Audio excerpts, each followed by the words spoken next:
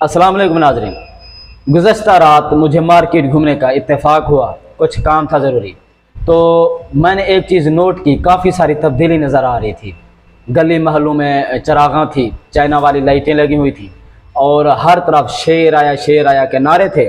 दरियाफ्त करने पर मालूम हुआ कि हमारा लीडर जो है वो अब मुकम्मल सेहतयाब हो गया है। उसकी प्लेटें जो हैं अब पूरी हैं और खून में जो ज़र्रात हैं उसके बेगैरती वाले वो भी अब काफ़ी सारे जो है इम्प्रूव हो गए हैं। तो उसकी आमद पर जो है गलियों में चरागां थी, रोशनी थी, वो बल्ब लगे हुए थे जो अक्सर शादी ब्याह पर नहीं लगाए जाते, सड़क के आसपास दाएं बाएं वो लगे हुए थे। कोई कह रहा था कि मेरी गली से गुजरेगा नवाज शरीफ, कोई कह रहा था कि नहीं मेरी गली से गुजरेगा नवाज शरीफ। नवाज शरीफ साहब तो आ रहे हैं लेकिन हमारा मुल्क जो है पाकिस्तान वो जा रहा है। मैंने साद रफ़ीक साहब की तकरीर सुनी। तकरीर जो थी काफ़ी दिलचस्प थी। उस तकरीर में पाकिस्तान को जो है आउटसोर्स करने की बात हो रही थी कि किसी में अगर दम है तो वह हमें रोक ले। पाकिस्तान के जो जदीद बड़े बड़े एयरपोर्ट्स थे वो आउटसोर्स हो गए। हामिद मीर ने कहा कि हमने सुना है कि आप जो इस्लामाबाद एयरपोर्ट, मुल्तान एयरपोर्ट जो है ये सारा लीज़ पर दे रहे हैं। तो हमारे शाखदार साहब कहते हैं कि नहीं, हम लीज़ पर नहीं दे रहे, आउटसोर्स कर रहे हैं। तो अवाम को बेवकूफ़ बनाने का एक नया सिस्टम चला हुआ है कि अगर आपने अवाम को बेवकूफ़ बनाया तो उर्दू की बजाय आप इंग्लिश में बात करें, यानी कि आउटसोर्स कर रहे हैं। अब बेचारे जो हमारे जमीयती हैं और पटवारी हैं उनको ये बात समझ आनी नहीं कि आउटसोर्स करना क्या होता है।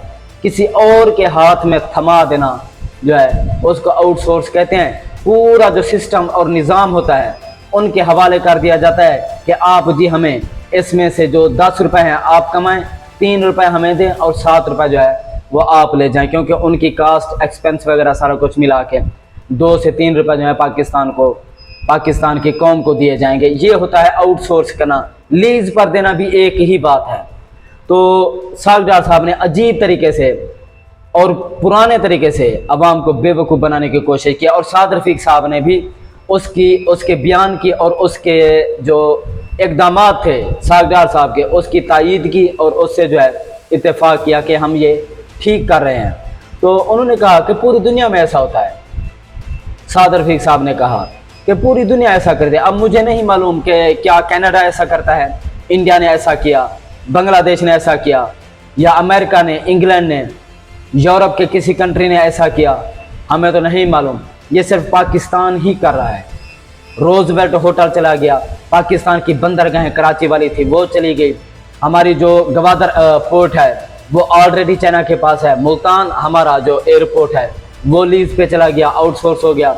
इस्लामाबाद जीटी रोड्स और बड़ी बड़ी जो मोटरवेज हैं वो भी लीज पर चले गए हैं पाकिस्तान के पास। अब सिवाय मौलाना फजलुर रहमान रॉकेट और हमारा जो बिलावल भुट्टो जरदारी महक मलिक है उसके अलावा अब हमारे पास कोई कुछ भी नहीं है।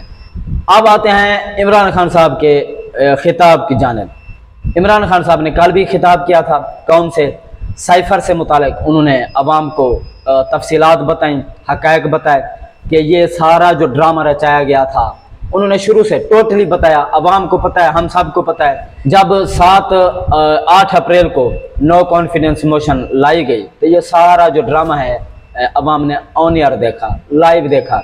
उससे पहले क्या क्या होता रहा, किस से मुलाकातें हुई और आईबी ने इमरान खान साहब को क्या रिपोर्टें दी और बाजवा साहब उससे इनकारी थे। यानी कि इमरान खान साहब उस वक्त के वज़ीर आज़म को, एटमी मुल्क के वज़ीर आज़म को बाजवा साहब जो है हमारे आर्मी चीफ जो है वो बेवकूफ़ बनाते रहे कि जी ऐसा कुछ नहीं है। और 30 से 40 हज़ार डॉलर हुसैन हक्कानी को दिए इमरान खान के ख़िलाफ़ लॉबिंग करने के लिए कि आप जो है वहाँ जो उनके ऑफिशियल्स हैं उनको बताएं कि बाजवा साहब जो हैं वो प्रो अमेरिका हैं और इमरान खान साहब जो हैं वो एंटी अमेरिका हैं। इसके बाद जो है वो एक मीटिंग बुलाते हैं वाशिंगटन में जिसमें हमारे जो असद मजीद साहब हैं एम्बेसडर, उसको इनवाइट किया जाता है और उसको वो कहा जाता है, बल्कि एक हुक्म दिया जाता है एक एटमी मुल्क के एम्बेसडर को कि आप जो है इमरान खान साहब को हटाएं, इमरान खान साहब को हटाएं नो कॉन्फिडेंस मोशन के ज़रिए। तो आपके साथ आपकी आने वाली जो नई हुकूमत है उसके साथ हमारे ताल्लुकात अच्छे हो सकते हैं, अदरवाइज़ अंजाम भुगतने के लिए तैयार रहें।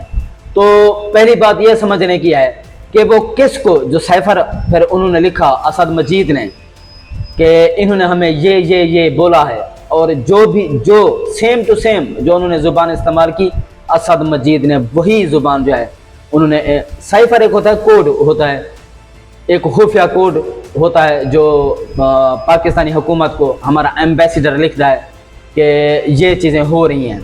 चाहे किसी भी मुल्क का एम्बेसडर होता है वो इस तरह ही कोड वर्ड में लिखता है, खुफिया कोड में आता है, जिसको जो है पब्लिक नहीं किया जाता। इस पर एक सीक्रेट एक्ट का जो कानून है वो भी बनाया गया है 1923 में।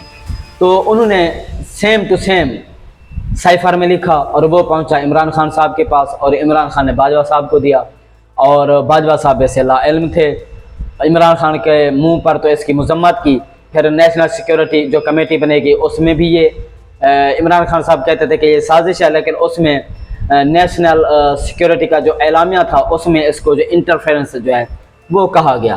तो इमरान खान साहब ने पूरी डिटेल बनाई और ये कहा कि मौजूदा हुकूमत ने इस पर जो है अपने पाँव पर कुल्हाड़ी खुद मारी है। अगर इसकी तहकीकात की गई तो सारा इसमें जो मेन कैरेक्टर जो है, मेन किरदार जो है वो बाजवा साहब आएंगे, और उसके साथ जो मुलाकातें करते रहे राजा रियाज, अमेरिकन जो एम्बेसी है वहाँ मुलाकातें होती रही शहबाज शरीफ की, और इसके जो साथ मिले हुए थे जो लोग, जरदारी और उसके कारकुन जो मुलाकातें कराने और ये सब डील करवाने, और जिस तरह बंदर बांट हुई और इमरान खान साहब के कारकुनान को बागी किया गया, लोटा बनाया गया, ये सारा कुछ जो किया गया, और जरदारी हाउस में जितना पैसा बांटा गया और जो 24-25 लोटे थे उनको वहाँ रिहाइश पजीर किया, ये सारा कुछ अवाम ने देखा।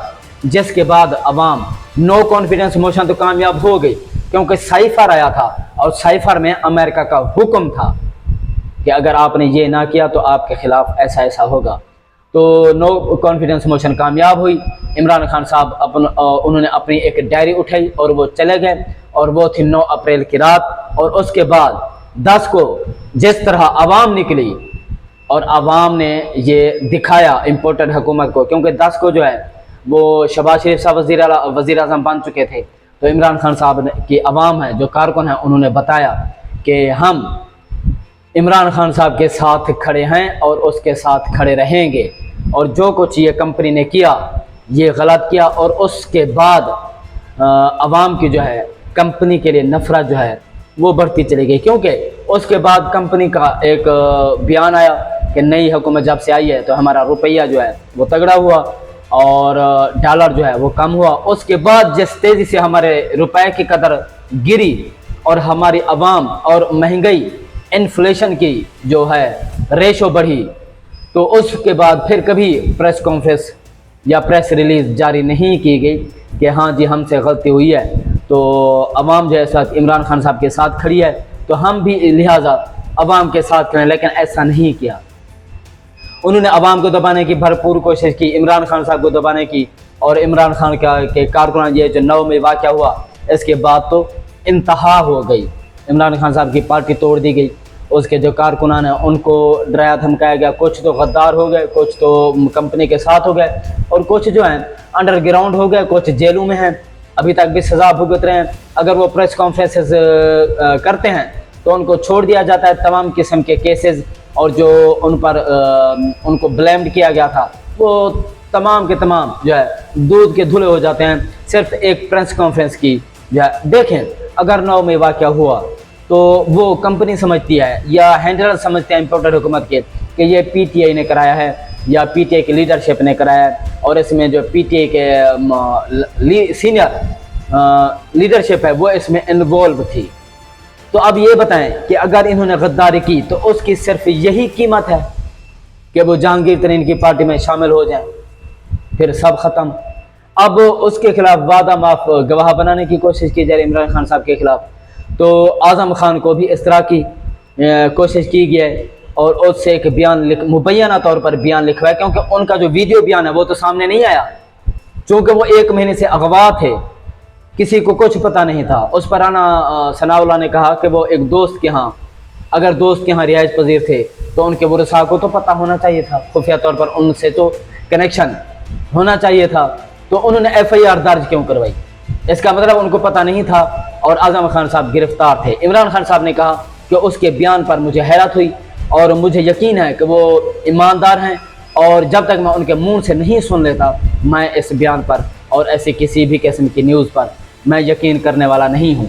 तो उन्होंने सैफर से मुतालिक तमाम किस्म की जो डिटेल्स थी वो बताई। उसके बाद उन्होंने कहा कि यहाँ तक नौबत आन पहुँची है कि मेरे जो एक नाई आता था ज़मान पर, और वो जो सिक्योरिटी गार्ड थे उनके साथ जो अमला था, वो हफ्ते में एक बार 2 बार या 15 दिनों के बाद एक बार आता था, और वो 200 150 या 100 लोग थे उनकी वो कटिंग करता था, जैसे शेव वगैरह होती है वो करता था, और उसको 2 से 3 घंटे या 4 घंटे लग जाते थे। पुलिस ने उसको डराया धमका, उसको पकड़ लिया, उसकी बेइज्जती की, उसको धमकाया। उन्होंने कहा कि आप 3 से 4 घंटे यहाँ क्या करते हैं? तो उसने कहा कि मैं ज़ाहिर है शेव करता हूँ। तो अब जो है इमरान खान साहब ने पता करा कि उसका पता तो करो कि वो आ क्यों नहीं रहा। तो जब नाई के पास गए, बेचारे हजाम के पास, तो उसने इस तरह हाथ जोड़ लिया कि भाई मैं अब नहीं आने वाला, मेरे बच्चों को जो है ना थ्रेटन किया जा रहा है, मुझे भी थ्रेटन किया, उन्होंने रोका है मुझे, मेरे तो छोटे छोटे बच्चे हैं कि हो सकता है मेरे खिलाफ ये किसी किस्म का कोई नाजायज़ मुकदमा कायम करता है और मैं अदालतों में कचहरियों में धक्के खाता फिरूँ।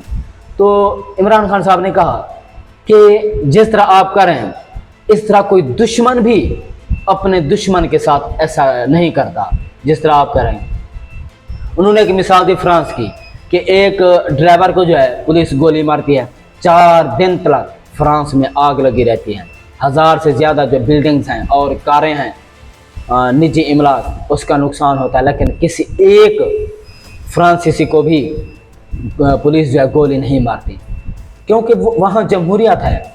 वहाँ एक गलती तो हुई है इदारों से, अब उस गलती के पेश नज़र अब उन्होंने ये नहीं सोचा कि हाँ हमारे खिलाफ आवाम खड़ी होगी तो हमने इसको कुचलना है, इनकी आवाज़ को, या वो जो प्रोटेस्ट कर रहे हैं उसको हमने नहीं होने देना। इस तरह इदारों ने उन पर लाठीचार्ज, शेलिंग, ये सारा कुछ भी नहीं किया, क्योंकि उनको पता है कि ये हमारी ही आवाम है। तो हम अपनी आवाम के साथ मज़ीद आग बढ़ जानी थी, लेकिन इनको कोई ख्याल नहीं है। इमरान खान साहब ने कहा कि आपको समझ ही नहीं है कि आप मुल्क को किस तरफ लेकर जा रहे हैं, आप मुल्क को तबाही की तरफ लेकर जा रहे हैं। और एक डॉक्टर अमजद साहब के बारे में कह रहे थे कि उसके 13 साल बेटे को जो है ना इदारों ने उठा लिया, आप उसको जो है ना टार्चर कर रहे हैं, उससे पूछ रहे हैं कि तुम्हारा बाप किधर है, और उसके भतीजों को भी उठा लिया। ख़वातीन को, बुज़ुर्ग ख़वातीन, डॉक्टर यास्मीन राशिद कैंसर की मरीज़ा, अभी उन्होंने जो है ना उससे कैंसर की मात से सर्वाइव किया है, कोई ख्याल नहीं है। और शीरी मज़ारी साहिबा बेचारी, उसको ऐलान करना पड़ा। अब एक न्यूज़ भी सुनने में आई है कि फवाद चौधरी और मुसरत चीमा जो हैं साहिबा, उन्होंने कांटेक्ट करने की कोशिश की है, लेकिन इमरान खान ने फिलहाल उनको तसल्ली बख्श जवाब नहीं दिया। कोशिशें तो कर रहे हैं, देखें कुछ लोगों ने इमरान खान को इत्माद में लिया है, फिर पार्टी से जो है उन्होंने किनारा कशी इख्तियार की है। उनको वापस लाए जाने का 100% इम्कान है, चांस है, लेकिन जिन्होंने इत्माद में नहीं लिया इमरान खान साहब को और पार्टी छोड़ी है, तो उनका मेरे ख्याल में चांस नहीं है। देखें जो सऊबतें बर्दाश्त कर रहे हैं मुल्क और कौम की खातिर या PTI की खातिर, PTI के नज़रिए की खातिर, उनका कभी चांस है कि उनको टिकट्स जो हैं वो डिवाइड किए जाएंगे, तकसीम किए जाएंगे। तो इमरान खान साहब इस बार जब डिसीजन लेंगे टिकट्स के हवाले से तो मोहतात तरीके से लेंगे। अब वो मेरे ख्याल में दिन गए कि जब इमरान खान साहब हर किसी पर भरोसा कर लिया करते थे। बाजवा साहब भी भरोसा किया था इमरान खान साहब। एक तरफ साजिश हो रही थी, मुदाखलत हो रही थी, और वही इदारे थे जो इमरान खान साहब को रिपोर्ट कर रहे थे कि आपके खिलाफ ये हो रहा है। और 2021 से ख्वाजा आसिफ साहब ने कहा कि 2021 से बाजवा साहब ने जो है ना इस पर काम शुरू कर दिया, लेकिन उनके बकौल बदकिस्मती से कोरोना आ गया था तो इस पर अमल दरामद रोक दिया गया था। उसके बाद जो है जब कोरोना की लहर ख़त्म हुई तो ये नो कॉन्फिडेंस मोशन का जो ड्रामा है ये रचाया गया। लेकिन इमरान खान साहब बाजवा साहब पर यकीन करते रहे, कितने भोले भाले इंसान। लेकिन ज़रूरी तो नहीं कि एक इंसान बार बार धक्का खाए और उसको समझ भी ना आए। अब इमरान खान साहब जो हैं मोहतात तरीके से अपने काम, अपने डिसीजन जो हैं वो सारा अंजाम देंगे। नाज़रीन, अब तक के लिए इतना ही। मज़ीद अगले वीडियो में, तब तक अपना और अपने चैनल का ख्याल रखिएगा। चैनल का नाम है PNN।